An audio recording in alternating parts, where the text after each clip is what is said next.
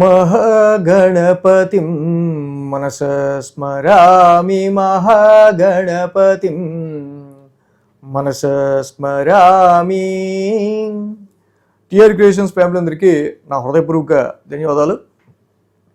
అలాగే ఈ వారం మనం చూసినట్టయితే కనుక 12వ తారీఖు నుంచి 18వ తారీఖు వరకు కూడా ఏప్రిల్ మాసానికి సంబంధించి వార ఫలాలు ఏ విధంగా ఉండబోతున్నాయి ఏంటి అనేది ద్వాదశ రాశుల వారికి సంబంధించి చూద్దాం.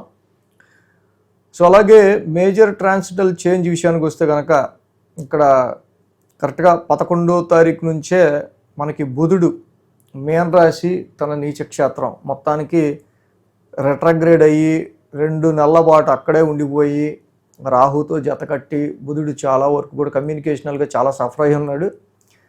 సో ఇలాంటి టైంలో బుధుడు మళ్ళీ మీన రాశిలోకి మారడం ఓకే, రాహుతో జత కట్టడం ఒకటి, బట్ ఇది మీన రాశి కూడా ఆయనకి నీచ క్షేత్రమే.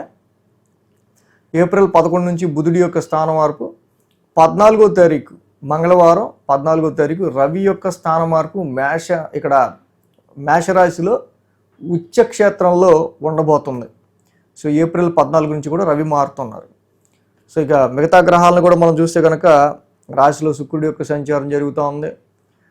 అలాగే మిథునంలో మేషరాశిలో శుక్రుడి యొక్క సంచారం, మిథునంలో గురుడి యొక్క సంచారం, సింహంలో కేతు యొక్క సంచారం, కుంభంలో రాహు యొక్క సంచారం, మీనంలో కుజ శని బుధుల యొక్క సంచారం. మొత్తంగా ఈ విధంగా మనకు చూస్తే కనుక గ్రహాల యొక్క ట్రాన్సిట్ కూడా కనిపిస్తూ ఉంది.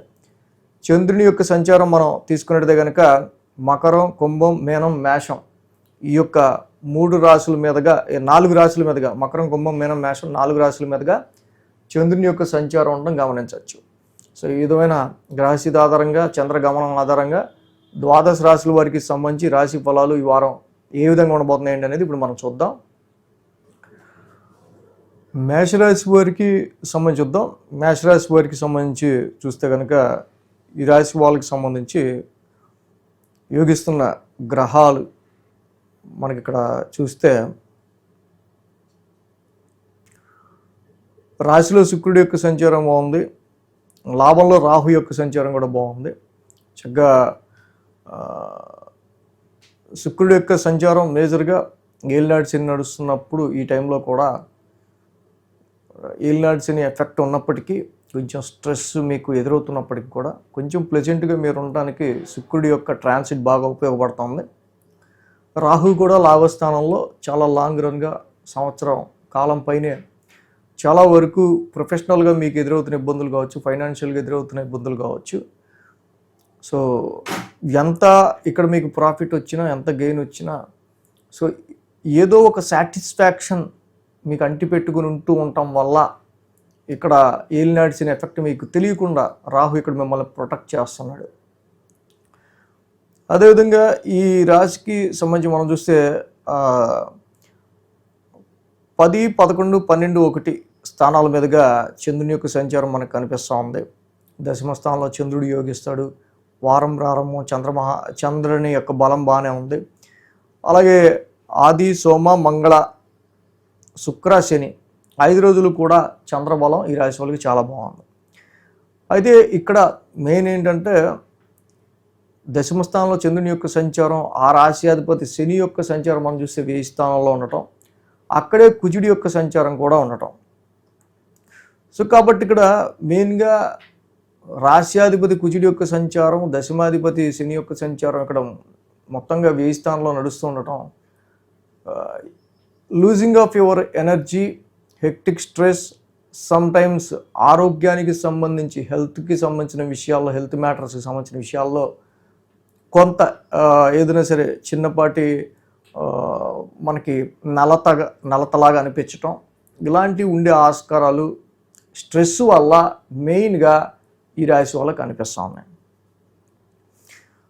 సోమ, మంగళవారాల్లో చూస్తే లాభస్థానంలో చంద్రుని యొక్క సంచారం, లాభస్థానంలో చంద్రుడు యోగిస్తారు, ఆ రాశిలో రాహు ఉన్నాడు యాక్చువల్గా. సో కాబట్టి ఎప్పుడైతే లాభస్థానంలో చంద్రుని యొక్క సంచారం చక్కగా రాహు యొక్క సంచారం కూడా ఉందో ఈ రాశి వాళ్ళకి సంబంధించి ఎప్పుడైతే అక్కడ ఇందాక మనం చెప్పుకున్నట్టుగా చాలా వరకు కూడా మీ సర్కిల్ని పెంచడానికి కానీ సో ఇంకా మీకు విత్ ఇన్ ద సర్కిల్ మీకు తెలిసిన పరిచయాల ద్వారా ఎంతో కొంత బెనిఫిట్ని కలగజేయడానికి కానీ, వ్యాపార రీత్యా అయినా, ఉద్యోగ రీత్యా అయినా, ఇతరత్ర దేనికైనా సరే ఈ రాహుబలం సోమ మంగళవారాల్లో చాలా బాగా అనుకూలంగానే ఉంది.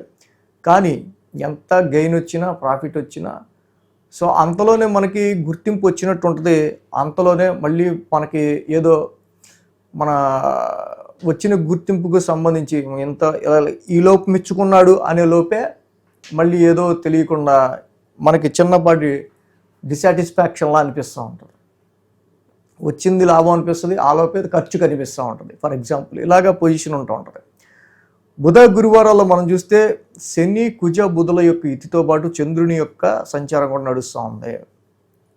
బుధ గురువారాల్లో ఎక్స్పెన్సెస్ విషయాల్లో కానీ, ఆరోగ్యపరమైన విషయాల్లో కానీ, లోన్స్ పరమైన విషయాల్లో కానీ, అండ్ హిడెన్ ఎనిమీస్ ముఖ్యంగా రహస్య శత్రువుల విషయంలో కానీ కొంచెం కుజ శని బుధుల యొక్క ట్రాన్సిట్ 1000 స్థానంలో నడుస్తూ ఉంది. కాబట్టి నెమ్మదిగా బుధ గురువారంలో కొంచెం హెక్టిక్ స్ట్రెస్ అనేది, నిద్ర పట్టకపోవటం లాంటివి ఇలాంటివి చిన్న చిన్నవి కనిపిస్తున్నాయి. కాబట్టి బుధ గురువారాల్లో వీటి విషయంలో కొంచెం జాగ్రత్త ఎక్స్పెన్సెస్ విషయంలో తీసుకోవడం మంచిది. వారాంతానికి మనం చూస్తే కనుక శుక్ర శనివారాల్లో వారాంతంలో శుక్రుడు రవి చంద్రుడు ఇక్కడ ముగ్గురు కూడా ఈ రాశికి మేష రాశిలో ఉంటా ఉన్నారు. సో ఎప్పుడైతే మేష రాశిలో ఈ రాశి వాళ్ళకి సంబంధించి శుక్రుడి యొక్క సంచారము మనకి కనిపిస్తా కొంతవరకు చక్కగా బెటర్మెంట్గా ధనపరంగా, ఆర్థికపరమైన విషయాల్లో, ఫ్యామిలీ పరమైన విషయాల్లో కొంచెం శుక్రుడి వల్ల కొంచెం పాజిటివ్నెస్ కనిపిస్తూ ఉన్నా. రవి మళ్ళీ ఉచ్చస్థితిలో రాశిలోకి వచ్చారు ఈ వారం నుంచి. సో యాక్చువల్గా ఆయన ఉచ్చస్థితి. సో కాబట్టి జనరల్గా రవి యొక్క సంచారం రాశిలో కొంచెం సీజనల్గా వచ్చే health issues, health point of మ్యాటర్స్లో కొంచెం జాగ్రత్తగా ఉండడం అనేది మేషరాశి వాళ్ళకి మంచిది. ఆయన ఉచ్చక్షేత్రమే కాబట్టి చాలా వరకు కూడా ఈ రాశి వాళ్ళకి సంబంధించి సంతాన పరంగా కానీ, ఎడ్యుకేషన్ పరంగా కానీ వీటి విషయాల్లో కొంత పాజిటివ్నెస్ని మళ్ళీ రవి కలిగించడానికి ఆస్కారాలు అంటూ ఉన్నాయి.